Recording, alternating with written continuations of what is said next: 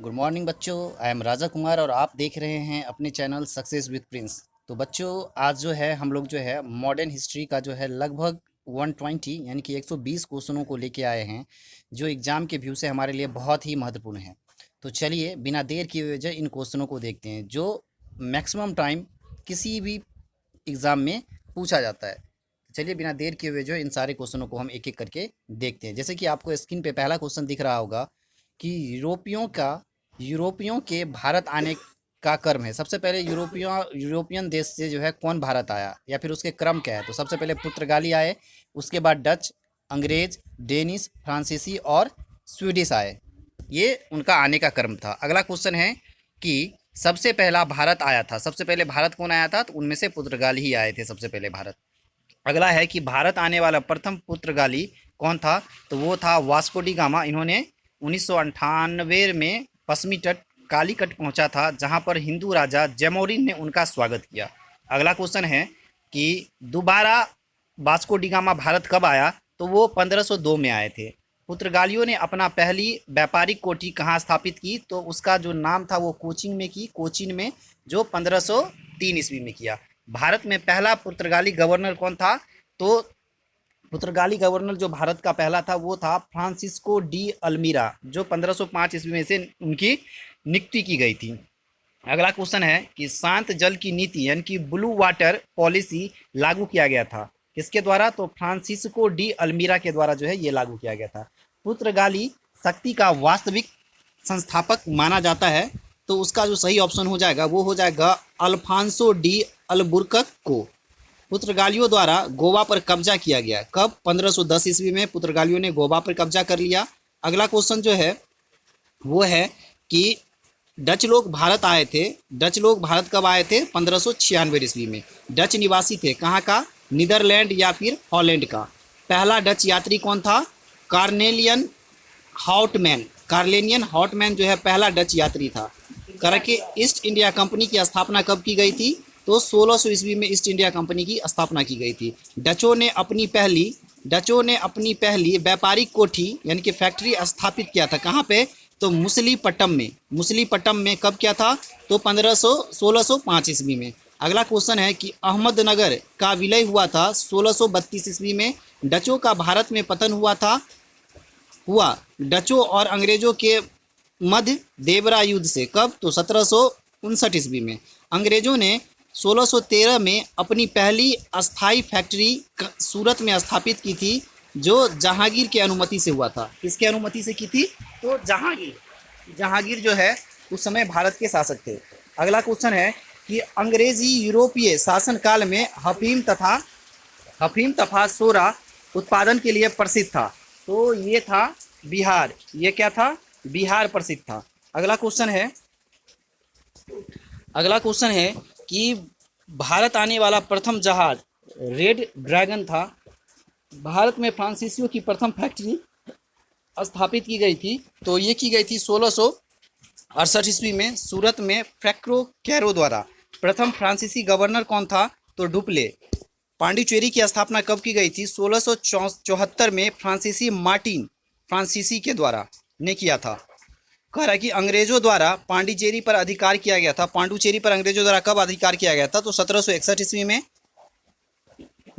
कलकत्ता नगर की स्थापना किया था। कलकत्ता नगर की स्थापना किसने की थी। तो जॉन चॉरकुन ने किया था 1690 में। जॉब चारनॉक ने किया था 1690 में।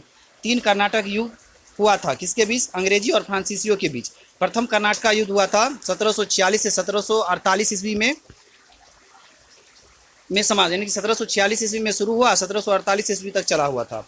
एक्स लॉ सोपल की संधि से इसे समाप्त किया गया था। द्वितीय कर्नाटक युद्ध जो 1749 से 1754 ईस्वी तक चली थी, और इसकी समाप्ति जो है पांडुचेरी की संधि से हुआ था। तृतीय कर्नाटक युद्ध जो 1758 से 1763 ईस्वी तक चला था, और इसकी समाप्ति जो है वो पेरिस की संधि से हुई थी।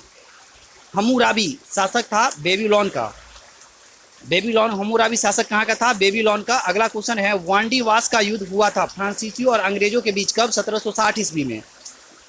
वांडीवास के युद्ध में आयरकुट के नेतृत्व में अंग्रेजी सेना ने हराया था किसको, फ्रांसीसियों को। अंग्रेजों ने फ्रांसीसियों से पांडिचेरी छीना था, पांडिचेरियों को छीना था कब? 1761 ईस्वी में। अगला क्वेश्चन है सिखवाद का प्रवर्तक जो 1500 ईसा पूर्व में 16वीं सदी में की गई थी। करे सिख धर्म का संस्थापक कौन था? गुरु नानक देव जी। अगले पेज पे चलते हैं बच्चों और देखते हैं और जो है अति महत्वपूर्ण क्वेश्चन। अगला जो क्वेश्चन आपके स्क्रीन पे दिख रहा है वो इस प्रकार है कि गुरु नानक देव का जन्म हुआ था 1469 ईस्वी में तलवंडी में, जो वर्तमान नानकाना साहब पाकिस्तान में पड़ता है।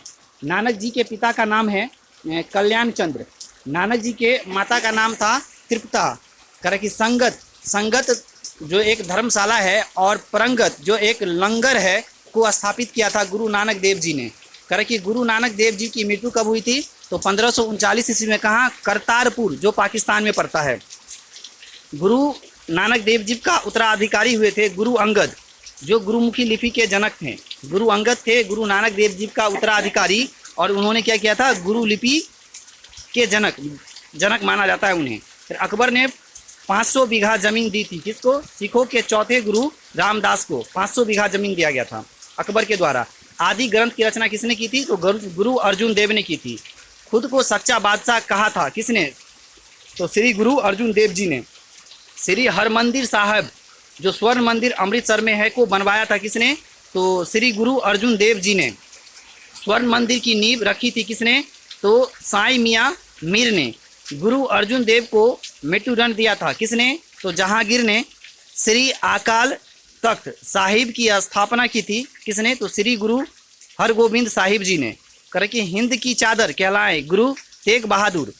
गुरु तेग बहादुर को मृत्युदंड दिया औरंगजेब ने। खालसा पंथ की स्थापना एवं गुरु प्रथा को समाप्त किया था किसने? श्री गुरु गोविंद जी ने। सिखों के अंतिम गुरु थे गुरु गोविंद सिंह। सिखों के 10वें गुरु गोविंद सिंह जी का जन्म हुआ था 1666 ईस्वी में पटना में। सिखों के अंतिम गुरु थे गुरु गोविंद सिंह।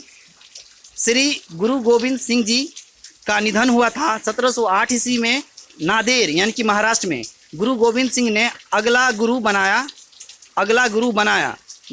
श्री गुरु गोविंद सिंह ने अगला गुरु बताया किसे? तो गुरु अर्जुन देव स्थापित गुरु ग्रंथ साहिब की स्थापना की थी।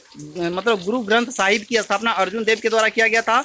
रंजीत सिंह का जन्म कब हुआ था? 2 नवंबर 1780 ईस्वी को सुकर चकिया मिसल के मान सिंह के घर। कह कि रंजीत सिंह का उत्तराधिकारी पुत्र खड़ग सिंह था। कह कि सिख राज का अंतिम राजा दिलीप सिंह था।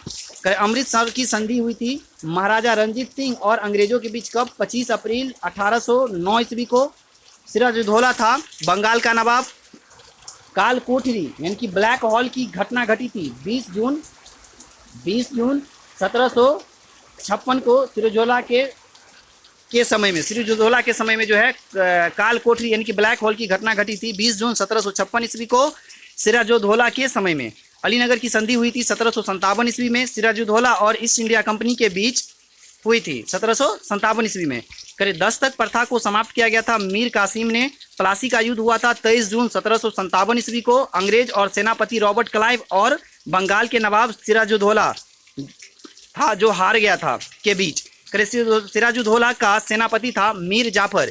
प्लासी का मैदान स्थित है बंगाल में। मीर जाफर बंगाल का नवाब बना था कब? 1757 ईस्वी में। चलिए अब नेक्स्ट पेज पे चलते हैं।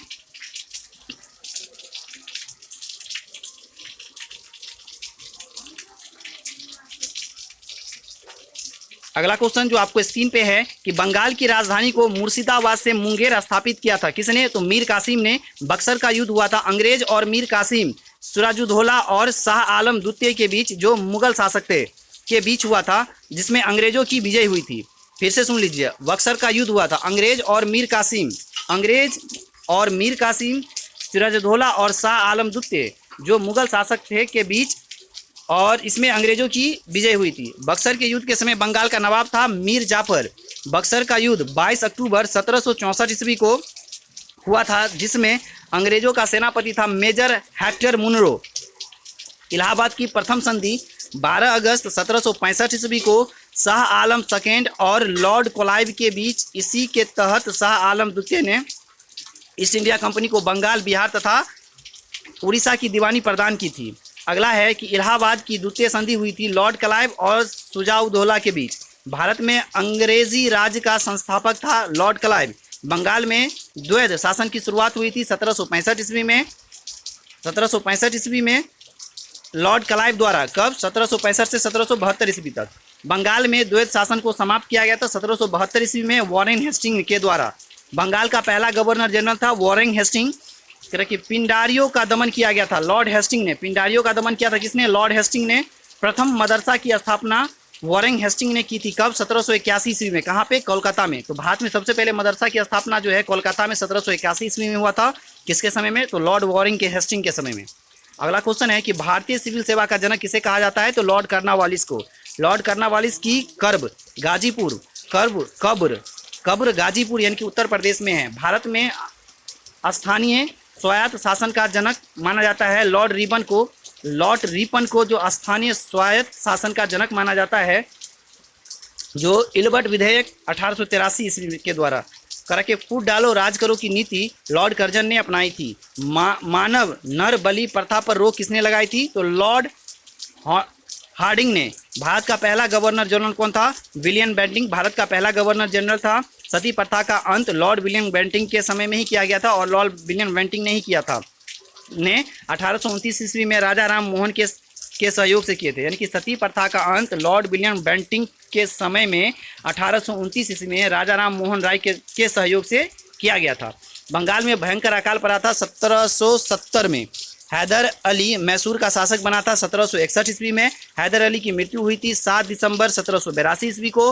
हैदर अली का पुत्र उत्तराधिकारी बना जिसका नाम था टीपू सुल्तान। टीपू सुल्तान शासक था मैसूर का। टीपू सुल्तान की राजधानी थी मैसूर का शासक था और उसकी राजधानी जो उस समय थी वो श्रीरंगपट्टनम थी। टीपू सुल्तान की मृत्यु 4 मई 1799 ईस्वी को हुई थी। प्रथम एवं द्वितीय आंग्ल मैसूर युद्ध के समय मैसूर का शासक था हैदर अली।